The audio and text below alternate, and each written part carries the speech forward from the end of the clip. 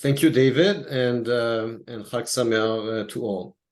So it's my privilege to introduce our guest speaker tonight, Nadav Eyal, who is one of Israel's leading journalists and a winner of the Sokolov Prize, Israel's most important journalism award. Nadav Eyal has been covering the Middle East and international politics in the last 2 decades for Israeli radio, newspapers, and television. In 2016, he was widely credited for a series of short documentaries that explored the real possibility of a Trump victory.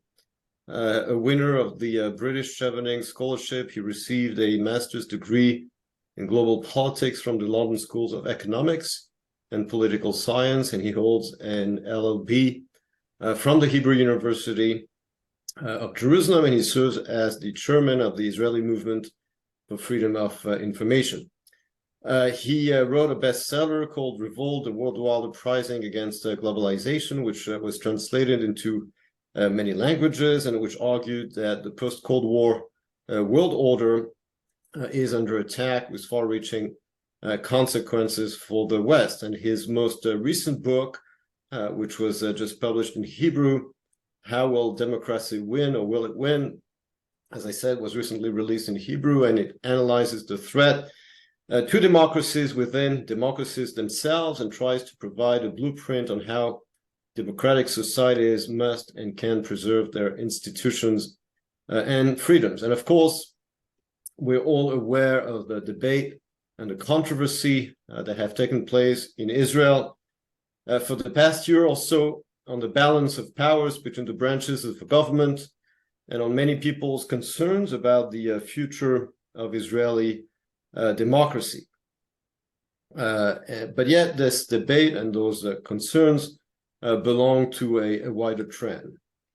So let me start, Nadav, by asking you where and how you position yourself vis-a-vis 2 other authors who come to mind, at least to my mind, when it comes to discussing the threats to democracy in the West.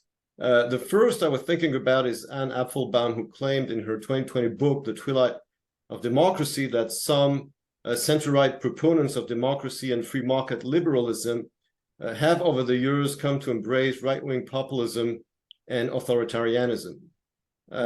Applebaum is talking about what can be described as a divorce within the right in Europe and in America. Do you agree, Nadav, with her analysis? And do you think that the Israeli right is also experiencing a similar divorce? Because, of course, the demonstrations we've had in Israel in the past months were not only right and left, but they included other sectors of Israeli society. Thank you very much, Emmanuel. And I first of all, I want to say thank you very much, FELNET, for inviting me to speak here. And I should say that I've been coming to strategic dialogues handled and organized by FELNET, I think almost since the beginning of these projects. And as a journalist and as a writer, it enriched me and it added so much to my own experience in meeting in track to strategic dialogues, peers and politicians and think tankers from other countries. So this is a great possibility to talk with the people that make it all possible. So thank you. To your question, Emmanuel, I think this is an excellent question. When Anne Applebaum was in Israel just a couple of months ago, and we're in touch before that, we even met twice during her short visit to discuss these things exactly. And I would say this,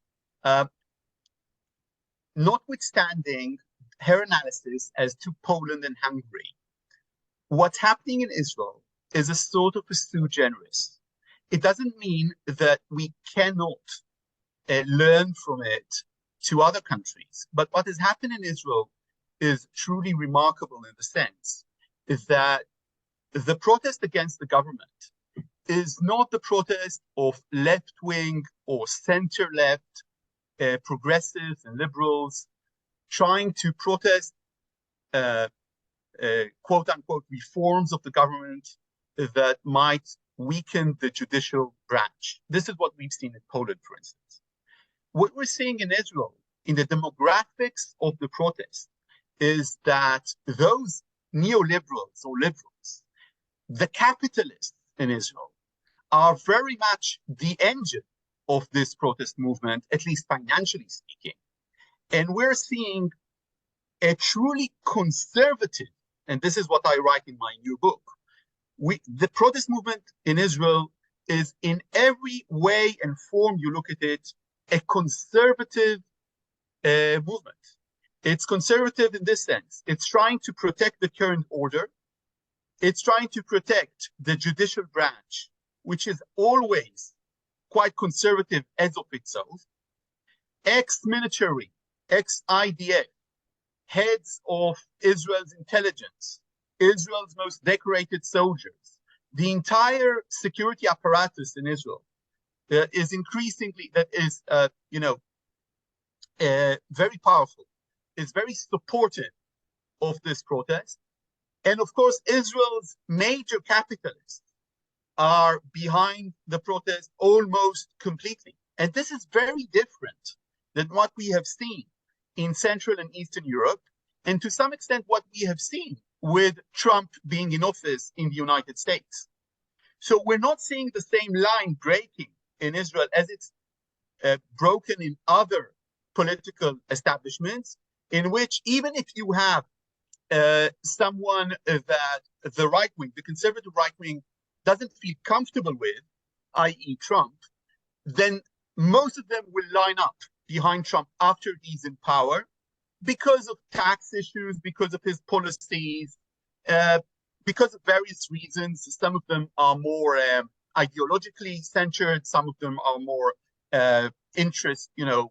market interest centered. In Israel, it's not the case.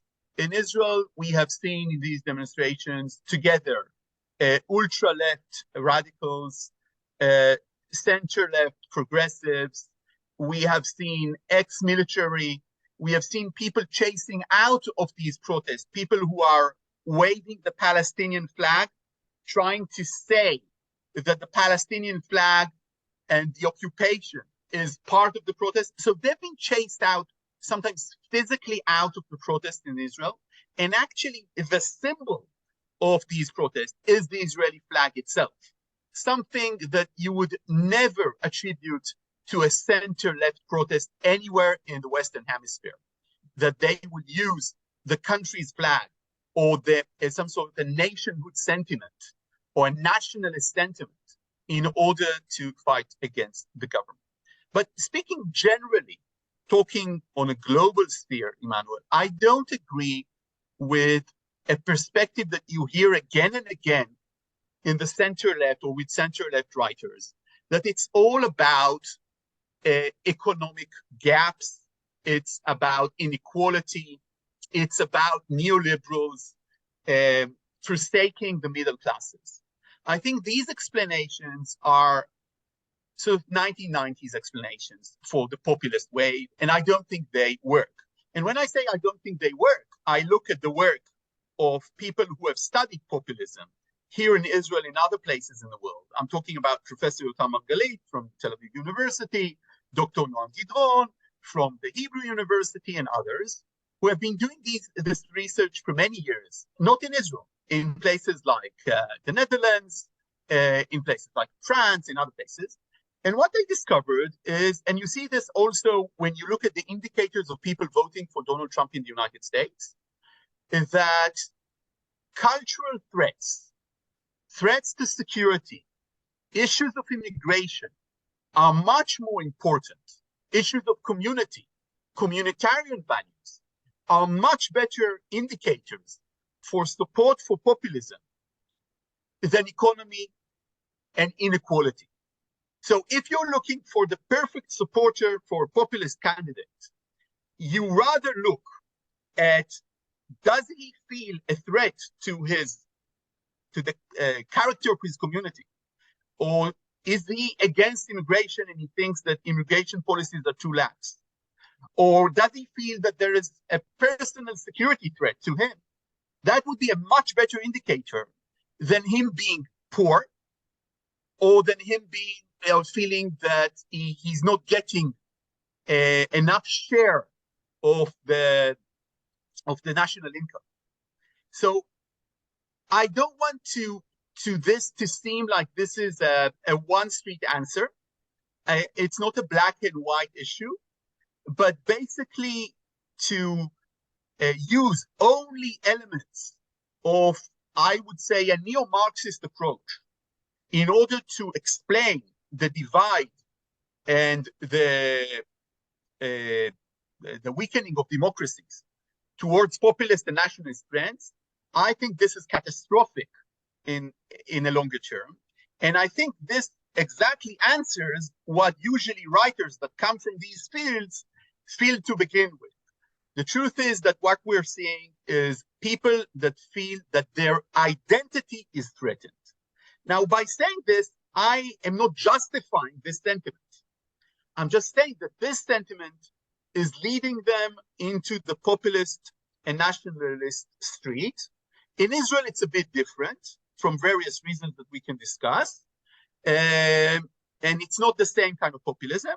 For instance, I just published a research done by Noam Gidron and Yutam Margalit and Sheffer from the Tel Aviv University, and they checked what's the best indicator in Israel for support of populist policies. And it turns out that, again, it's not inequality. It's not even threats to identity, like in the UK or the US. In Israel, it's the support for Netanyahu. So the support for Netanyahu is the number one indicator if you are supportive of the judicial overhaul or you're against it. Nothing else matters. You can be against populism altogether, but you're very supportive of the judicial overhaul because you're a Netanyahu supporter, which is quite amazing, and you don't see it in other places. So Eyal, it's you raise a few good points, and of course, Israel, in many ways, Israel's political system and political history, in a way, is unique because as we know, in Israel, I mean, you spoke about those demonstrations being conservative. I would argue with the use of this term in that case, but in Israel, the Israeli Conservative Party came to power in 1977, mostly based on the blue-collar workers, which is very different, of course, than what you had in Europe. And of course, you spoke about the recent research made about the Israeli populism today, and it's also interesting, in my opinion, that many of the people who support Netanyahu in the media and elsewhere have adopted a Marxist language about exploitation and identity politics, which I also find very interesting. I wouldn't say that, I wouldn't use the adjective conservative for the people who've been demonstrating for the past 9 months, but I would ask you the following question. You say that, the support for populism in Europe is generally based on a question of identity. So my question to you is, don't you think that the people who've been demonstrating against the judicial overhaul don't feel also that it's about their identity, that it's about the identity of the country? Isn't it also an identity issue for them? Oh yeah. Look, identity is it's a basket that you can have many issues inside. Some of them are economic and some of them are communitarian. But what we're seeing in Israel is a sui generis, is a specific case of its own, because in Israel, and actually you can see this behind me, I'm right now in the north. I'm in a kibbutz in the north, staying with my family. And this kibbutz is more than 100 years old. So the people in the back, in that picture in the back, these are Israel's founding fathers. So in Israel, conservative doesn't mean what it means in other places. Israel was not built as a country that transformed from a monarchy into some sort of a liberal democracy or a republic or a constitutional monarchy. Israel was formed by social democrats or socialists or pioneers. This is the establishment of Israel. The liberal right-wing revisionist stroke of Zev Jabotinsky was always present in the Zionist movement, but it was never as important as what we call the labor movement. So it's the only country in the world that is a democracy, that is a functioning democracy, I think. Maybe you can argue this about India, but I'm not sure. That was founded by a labor socialist movement and retained its democracy from the beginning. So for these people demonstrating in the street, when they wave the Israeli flag and they sing and they use the music nostalgically of the founding fathers, and they go to the Declaration of Independence, and they're trying to protect the judicial branch and the laws of the judicial branch and the way it's handling itself and the way that Supreme Court judges are being elected and the president of the Supreme Court is being elected, they are referring themselves into Menachem Begin and David Ben-Gurion. And in that sense, this is perfect in terms of sentiment. It's a perfect streak of conserving what we have, the order that we have. And of course, this brings me, but that's why it brings me back, Nadav. Sorry to interrupt you, but what I asked you before, you didn't answer my question. Do you think we also have a divorce within the right in Israel? Because you mentioned Menachem Begin and Jabotinsky, and you do have people on the right in Israel today who oppose the reform, some of them who support it, and some of them who claim that what's going on today is not the heritage of Jabotinsky and Menachem Begin. So this divorce, this cultural divorce that Anna Applebaum is talking about in Poland and elsewhere, despite the political differences and the differences of political history between Israel and Europe, do you also see it in Israel? Yes, but but you're looking at it at the right wing, of course, Emmanuel, and that's the specific question that you're asking. And my answer to this is that's the reason that until now the protest movement is working. The reason that it managed, and this is something that I guess Anne is going to write soon, the reason it's working in Israel is because the protest against the government is much more wide, because it brings over people from the right wing in Israel,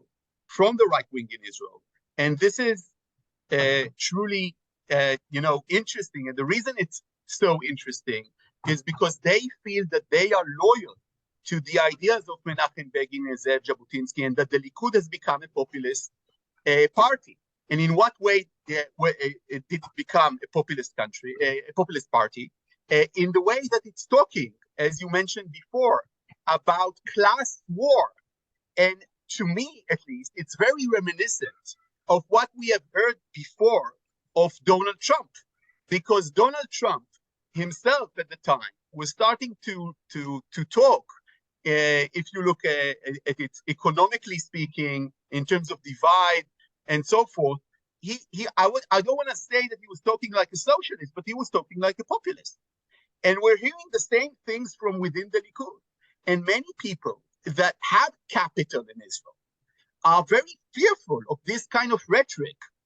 For instance, when we saw that the tech sector has enlisted itself, and the tech sector is, of course, the most important sector of the Israeli economy, and it has enlisted itself almost completely for the protest movement, we have seen people from within the coalition talking about retribution against this protest movement, against the tech sector, because they have become so political.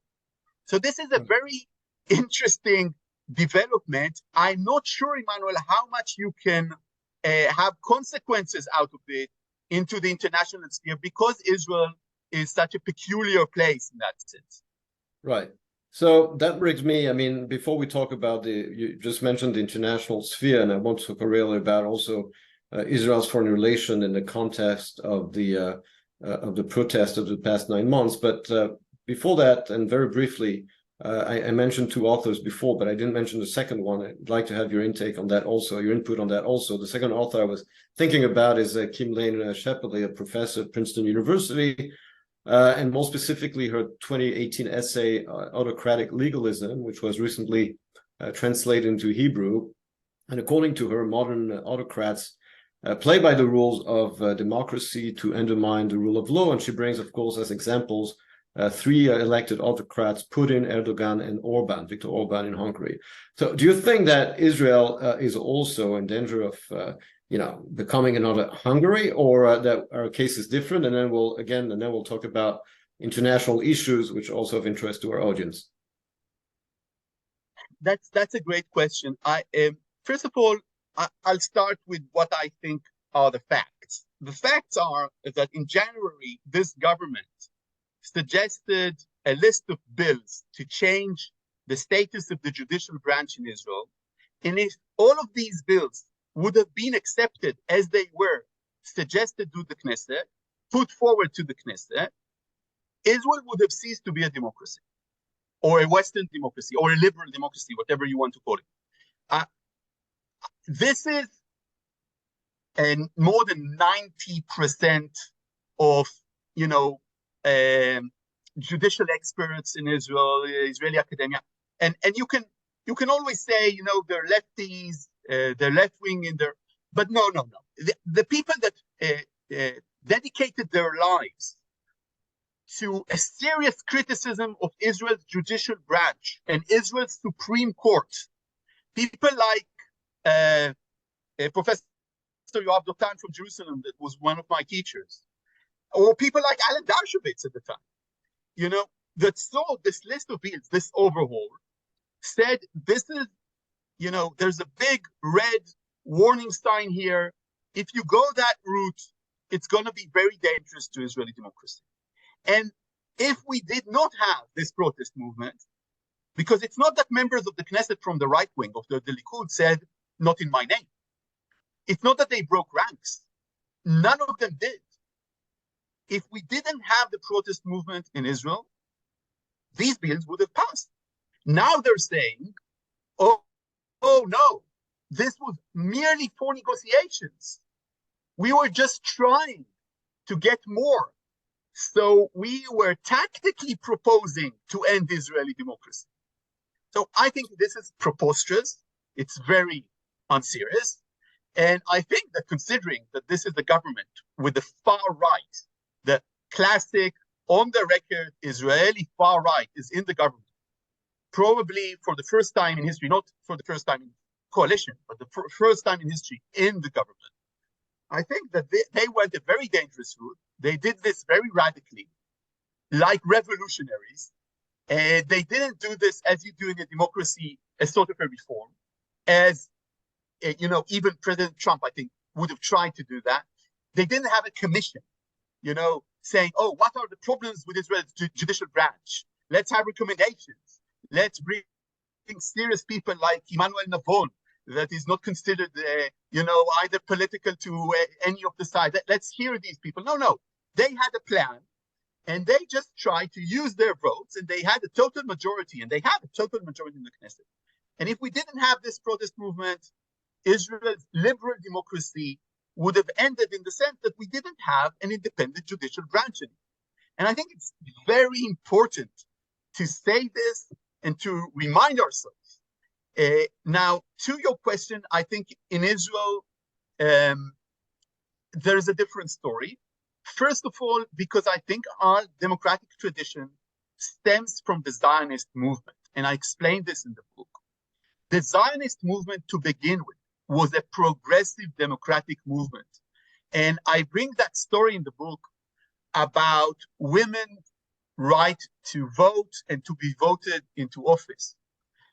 The Zionist movement accepted this as a rule before the UK or almost any European country, and of course the United States, allowed women to vote or to be elected. So in Zionism, it was absolutely clear. And this was not the only thing that was clear. Now, I just give you an example. How clear was it? When the first elections to the Zionist institutions in the land of Eretz Israel happened, it was after the British took the country from the Ottoman Empire, after the Balfour Declaration. And a large chunk of the Jewish population were ultra-Orthodox or Yishuv Yashan, and they would not allow women to vote. And the Zionist movement was in trouble because they wanted to say to the British and to the world, we have institutions, get us our state, our national home. And and some of them told women, to bring over the ultra-Orthodox that objected forcefully to any idea that women will vote, women will need to take one for the team and not get voted in and not vote at all. And the bottom line is that the Zionist movement said, no, we're not going to allow this to happen. We understand it's a national endeavor. We understand how important it is. But because what we are building here is a progressive democratic society, what we called a shining city on the hill, Chevrat Mofet, we insist that women will vote, and the ultra-Orthodox announced that they are withdrawing from all the national institutions. And they held that view for more than 50 years, that they will not be part of the national institutions because women were allowed to vote. And because of this, I think that the example of legal authoritarianism that was published, by the way, in Hebrew a few months before my book, is not a great example to Israel. We are not Hungary, okay? We are not Poland in that sense. And I wouldn't have said that if we didn't see the protest movement. So people in the protest movement, but it's not only the protest movement, Nadav, and that's why I wanted to ask you, sorry to interrupt you, but it's true that the protest movement had a very strong impact, but it's also, I think, international circumstances and the attitude of the U.S. government. And this brings me to the next question: is that when Netanyahu was in the U.S. Last week or a couple of weeks ago, and he declared that the reform and the way it was presented was a mistake, and I think that he would agree, at least in this forum, that those reforms were presented in a very non-conservative manner, to say the least, and he said himself that the reform was too radical, the original reform. But of course, the pressure coming from Western democracies, especially from the US, and the need to reach some kind of an agreement with Saudi Arabia, in a way, has pushed him also to be more moderate on this issue and to pull back from most of the reform, which brings me to my next question. Could it be that at the end of the day, we should credit Mohammed bin Salman for saving Israeli democracy? That's a great question.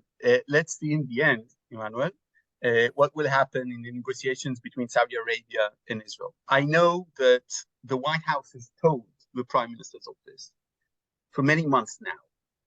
Keep your eyes on the ball. We can do something here that will be truly historic for the region and for the world.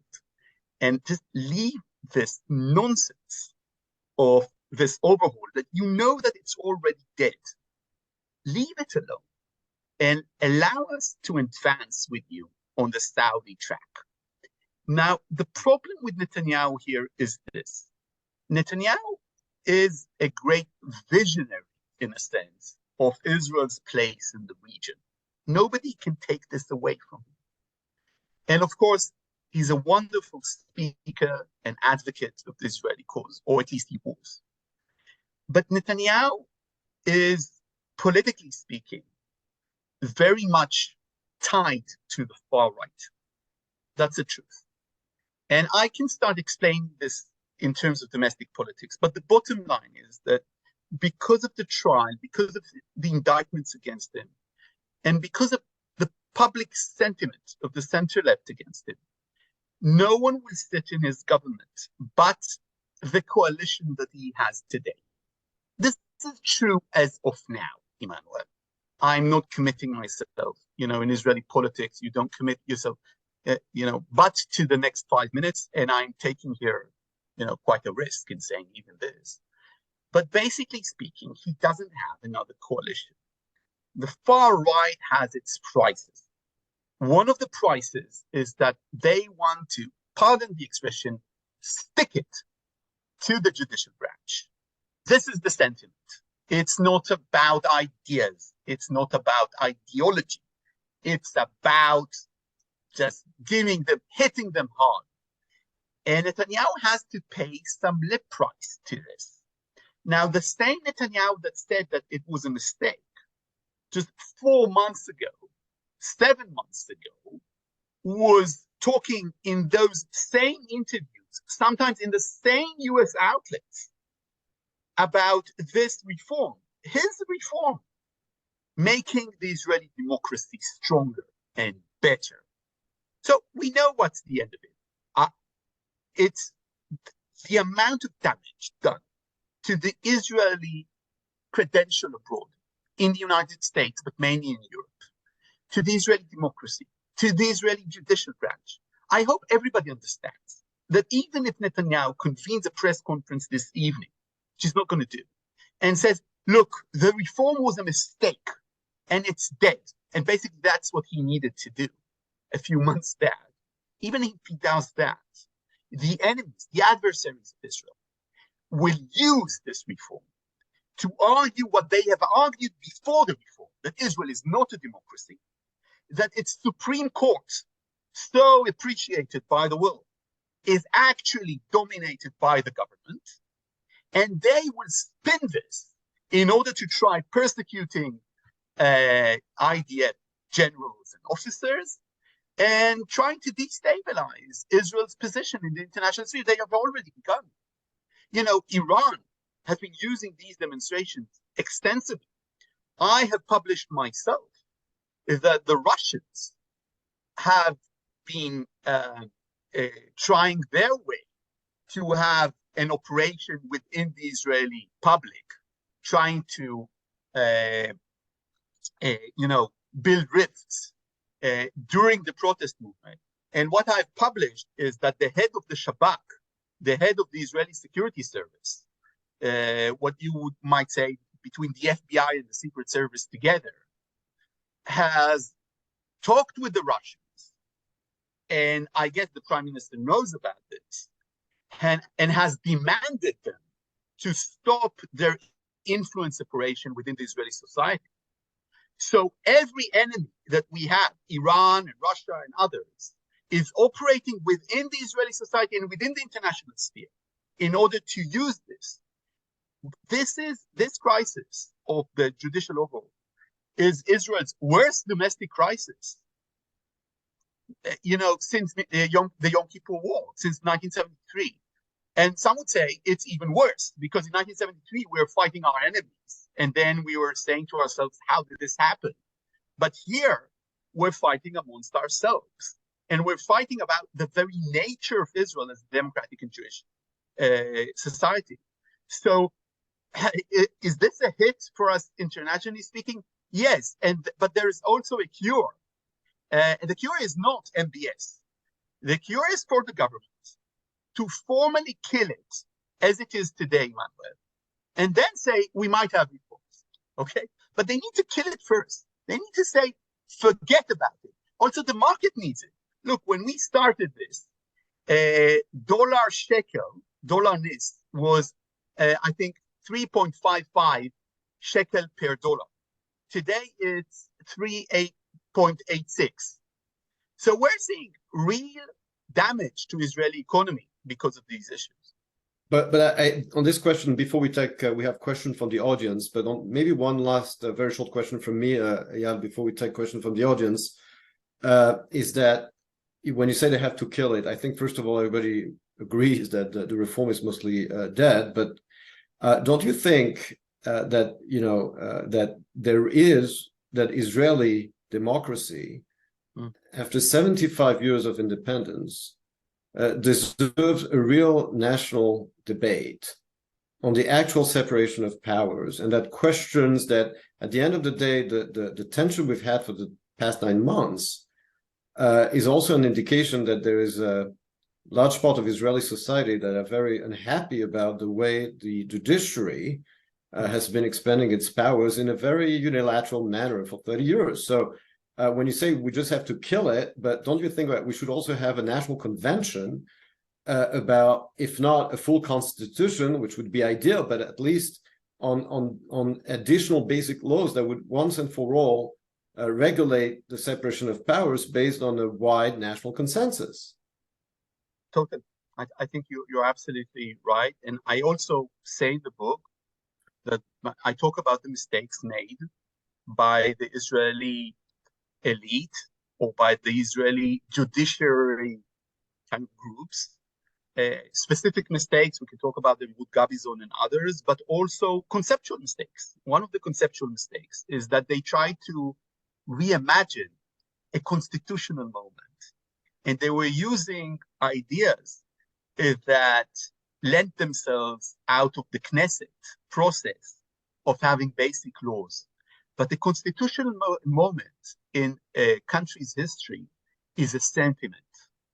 And this is not something that the judicial branch or the judicial elite could have produced.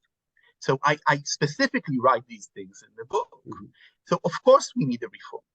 We need a reform, and we need a law governing what the Knesset can legislate and what it cannot legislate. Right. And we need basic laws, and we need a constitution for the country after 75 years. But we're not going to get it from a kind of, a hurried press conference in January, saying that by the beginning of March, we changed everything in the way that the country was run, basically threatening what people have died for. Right. That is. No, I agree with you, but we agree that we should have a constitutional moment, and we can just not do Control X and just forget about what happened in the past 9 months. I mean, but we do need, I think, a constitutional movement.